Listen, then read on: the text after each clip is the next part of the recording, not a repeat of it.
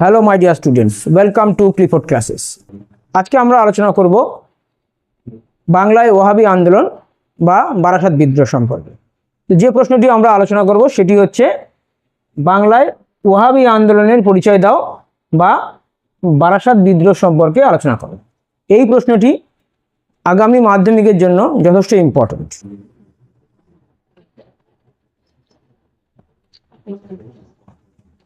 বাংলায় যে ওহাবি আন্দোলন হয়েছিল, যেটাকে আমরা বারাসাত বিদ্রোহ বলে থাকি। ওহাবি কি ছিল? ওহাবি ছিল মুসলমানদের একটি ধর্মীয় গোষ্ঠী। এই গোষ্ঠীর প্রবর্তক ছিলেন কি? আব্দুল ওয়াহাব। তার অনুগামীদের বলা হয় ওয়াহাবি। এবং এই যে ওয়াহাবি মতবাদ গড়ে উঠেছিল সৌদি আরবে। মুসলিম ধর্মের পিওরিটি বজায় রাখার জন্য আব্দুল ওয়াহাব সৌদি আরবে এই ধর্মীয় আন্দোলন শুরু করেছিলেন। উত্তরপ্রদেশের রায়বেরেলির সৈয়দ আহমদ ভারতবর্ষে ওহাবি আন্দোলনের প্রবর্তক এবং 39 বছর বয়সে মক্কায় হজ করতে গিয়ে সেই সৈয়দ আহমদের থেকে ওহাবি আদর্শ গ্রহণ করেন কে? না, মীর নিসার আলী। মীর নিসার আলী বা তিতুমির। তাহলে এখানে একটি প্রশ্ন আমরা ইম্পর্টেন্ট পাচ্ছি, যেটা শর্ট কোয়েশ্চেন, যে তিতুমিরের আসল নাম কি? সেটা হচ্ছে কি? মীর নিসার আলী। তো ইসলাম ধর্মের সংস্কার আন্দোলন হিসাবে তিনি কি করেন? এই বারাসাত অঞ্চলে ওহাবি আন্দোলন গড়ে তোলেন এবং সেটি কি বারাসাত বিদ্রোহ নামে পরিচিত।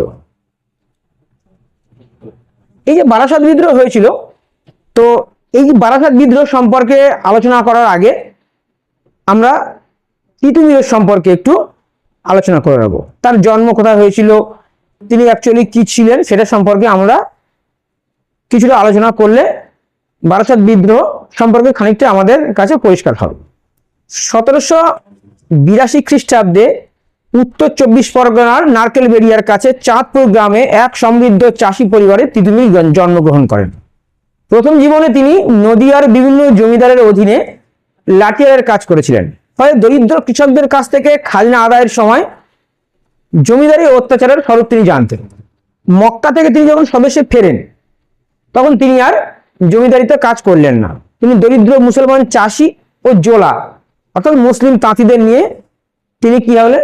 ওহাবি আদর্শ, তো মুসলিম তাঁতিদের মধ্যে তিনি ওহাবি আদর্শ প্রচার করেন এবং তাদের নিয়ে একটি বাহিনী গড়ে তোলেন। এই আন্দোলনের যে মূল কথা সেটা আমরা দেখব। এই আন্দোলনের যে মূল কথা ছিল, অর্থাৎ কিছু বিষয় ছিল যেটা তিতুমির বলেছিল তার অনুগামীদের। প্রথম কথা হচ্ছে কি? একমাত্র আল্লাহকে মান্য করতে হবে। অর্থাৎ ওয়াহাবি আন্দোলনের যে মূল বিষয় ছিল তার মধ্যে একটি ছিল কি? আল্লাহকে একমাত্রই মান্য করতে হবে, আর কাউকে মান্য করা যাবে না। ঠিক আছে? মুসলমানদের ইসলাম ধর্ম বহির্ভূত সংস্কার পরিত্যাগ করতে হবে। এখানে ইসলাম ধর্মের বহির্ভূত সংস্কার বলতে এখানে বুঝিয়েছিলেন তিনি যে মাজারে যাওয়া, কোথাও গিয়ে সিন্নি চড়ানো, চাদর চড়ানো, এই সমস্ত বিষয় যেগুলো আছে সেগুলো পরিত্যাগ করতে হবে। আর অনুগামীদের দাড়ি রাখতে হবে। তিতুমিরের অনুগামীদের তিনি স্ট্রিক্টলি বলেছিলেন যে তোমাদেরকে দাড়ি রাখতে হবে। ঠিক আছে? আর হচ্ছে অত্যাচারী জমিদারদের রাজস্ব দাবির বিরোধিতা করতে হবে। অর্থাৎ জমিদাররা যদি বেশি বেশি করে রাজস্ব দাবি করে তাহলে তার বিরোধিতা করতে হবে। এই মোটামুটি তার আন্দোলনের মূল কথা। এই বিষয়গুলি তিনি বলেছিলেন। এর বিরুদ্ধে যে প্রতিক্রিয়া হয়েছিল, তিতুমির যে সমস্ত কথাবার্তা বলেছিলেন তার ফলে তার বিরুদ্ধে নীলকর জমিদার ও মোল্লারা জোটবদ্ধ হয়। বহু সংখ্যক মুসলমান চাষি এবং জোলা ওয়াহাবি আদর্শ গ্রহণ করেছিলেন। কৃষ্ণদেব রায়ের জমিদারিতে, অর্থাৎ জমিদারির যে গ্রাম ছিল সেখানে ধর্মান্তরিতদের সংখ্যা প্রচুর বেশি ছিল। বারাসাত অঞ্চলের অন্যান্য পার্শ্ববর্তী গ্রামেও কিন্তু এই ধর্মান্তরণের প্রক্রিয়া শুরু হয়ে গেছিল। পুরার জমিদার কৃষ্ণদেব রায়, এই জমিদার কৃষ্ণদেব রায় তিতুমিরের শিষ্যদের দাড়ির উপর, তার শিষ্যদের দাড়ির উপর 2.5 টাকা করে কর ধার্য করেছিলেন এবং তার ফলে কিন্তু মেনলি তিতুমিরের সঙ্গে তার সংঘর্ষ বেঁধেছিল। ঠিক আছে। এবং তারা ওয়াহাবি সম্প্রদায়ের মানুষদের কাছ থেকে জোর করে জরিমানা আদায় করতে থাকেন কারা? জমিদার এবং নীলকররা নানা রকম দুর্ব্যবহার করতে শুরু করেন। কৃষকরা কি হয় তখন এর প্রতিরোধ করতে শুরু করে এবং এই প্রতিরোধের সম্মুখীন হয়ে কৃষ্ণদেব রায় তিতুমিরের গ্রাম আক্রমণ করেন। তার পাইক ও বরকন্দাজরা কি করে না সেই গ্রামের একটি মসজিদে আগুন ধরিয়ে দেয়।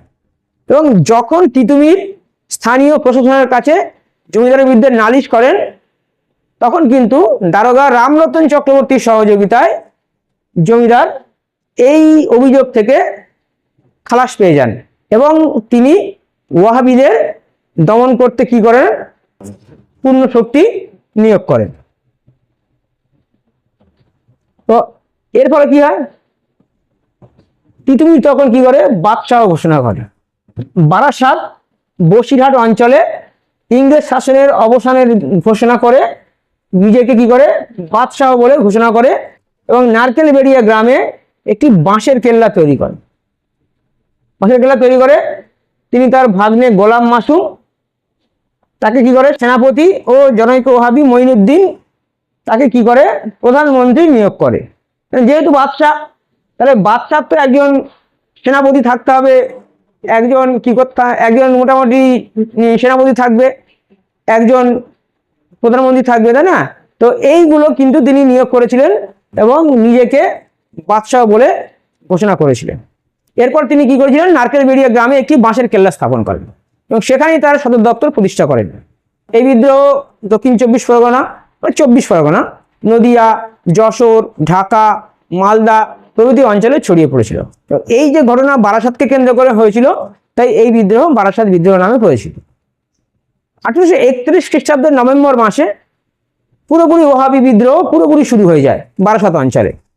পুরার পর বিদ্রোহীরা লাউঘাটটি ও রামচন্দ্রপুর দুটি গ্রাম আক্রমণ করেন এবং সেখানে জমিদারদের বিরুদ্ধে তারা কি করে? ব্যাপকভাবে বিদ্রোহ শুরু করে এবং স্থানীয় জমিদাররা এবং যে সমস্ত নীলকররা ছিল সেই নীলকররা তাদের বিরুদ্ধে কি করে না? আতঙ্কিত হয়ে ওঠে। জমিদাররা কি করে?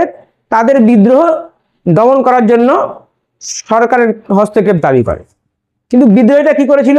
তারা সশস্ত্র বাহিনী গড়ে তুলেছিল এবং বিদ্রোহীরা এক ইংরেজ সেনাপতি কলভিন তার বাহিনীকে সাফল্যের সঙ্গে প্রতিরোধ করেছিল এবং প্রচুর সিপাহী বরকন্দাজকে তারা হত্যা করেছিল। এবং এই যে বসিরহাট থানার যে বসিরহাট থানার যে দারোগা ছিল রামরতন চক্রবর্তী, সেই রামরতন চক্রবর্তীকে তারা কিন্তু হত্যা করেছিল। কারণ কি? সেই রামরতন চক্রবর্তীর রিপোর্টের ভিত্তিতে পুরার জমিদার কৃষ্ণদেব রায় কি করেছিল?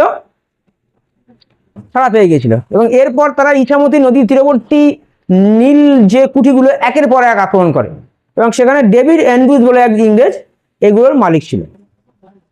এর ফলে কি হয়েছে না, ইংরেজরা কিন্তু তিতুমিরের এগনেস্টে যথেষ্ট সক্রিয় হয়ে ওঠে এবং কি করে না 125 জন সিপাহী ও বরকন্দাজ নিয়ে যুগ্ম ম্যাজিস্ট্রেট কলভিন নারকেলবেড়িয়া গ্রামে এসে উপস্থিত হন। এবং নারকেলবেড়িয়ায় আমরা কি দেখেছি না, নারকেলবেড়িয়াতে তিনি কি করেছিলেন? একটি বাঁশের কেল্লা স্থাপন করেন এবং এই বাঁশের কেল্লা তিনি স্থাপন করে সেখানে প্রচুর স্থানীয় অস্ত্রশস্ত্র কি করেন না সেখানে জমা করেছিলেন এবং জমা করে যথেষ্ট বীরত্বের সঙ্গে তিতুমির ও তার বাহিনী ইংরেজদের বিরুদ্ধে যুদ্ধ করে। কিন্তু ইংরেজদের গোলা বারুদ অর্থাৎ কামান বন্দুকের সামনে তার বাঁশের কেল্লা কি হয়? ধ্বংস হয়ে যায় এবং তিনি কি করেন? বীরের মতো কি করে যুদ্ধক্ষেত্রে প্রাণত্যাগ করেন এবং তার গোলাম মাসুমের ফাঁসি হয় এবং আরও অনেক যে সমস্ত বিদ্রোহীরা ছিল তাদের অনেকের ফাঁসি হয়, অনেকের দ্বীপান্তর হয়েছিল এবং এইভাবে কিন্তু বারাসাত বিদ্রোহকে ইংরেজরা যথেষ্ট হিংস্রতার সাথে দমন করেছিল।